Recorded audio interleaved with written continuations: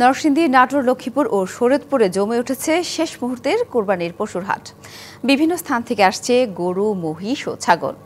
শুরুর দিকে হাটে ক্রেতা কম থাকলেও সময় ঘনিয়ে আসায় বেড়েছে বেচাকেনা।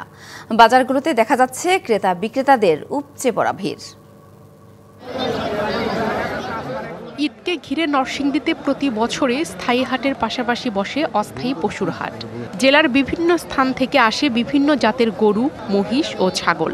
এবছর বাজারে দেশি গরুই বেশি। পছন্দের রং এবং দামের গরু কিনছেন ক্রেতারা।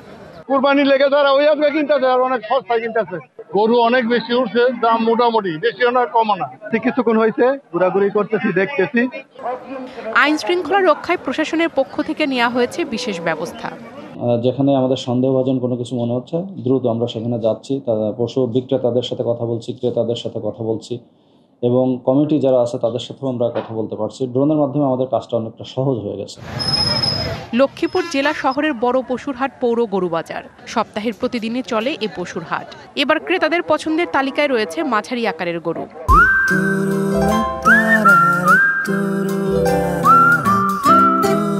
বেচা কিনা যেভাবে আমাদের হওয়ার দরকার ছিল এভাবে বেচা কিনা হইতেছে না। আমি 45টা গরু আনছি, আজকের বাজারে 60টা গরু বিক্রি করছি। পশু স্বাস্থ্য পরীক্ষায় হাটে অস্থায়ীভাবে কাজ করছে 25টি মেডিকেল টিম। আছে জাল নোট শনাক্তের ব্যবস্থাও। আমাদের ভেটেরিনারি মেডিকেল টিম তৈরি করা হয়েছে। গরুর হাটগুলোতে তারা সার্বক্ষণিক তদারকি করবে।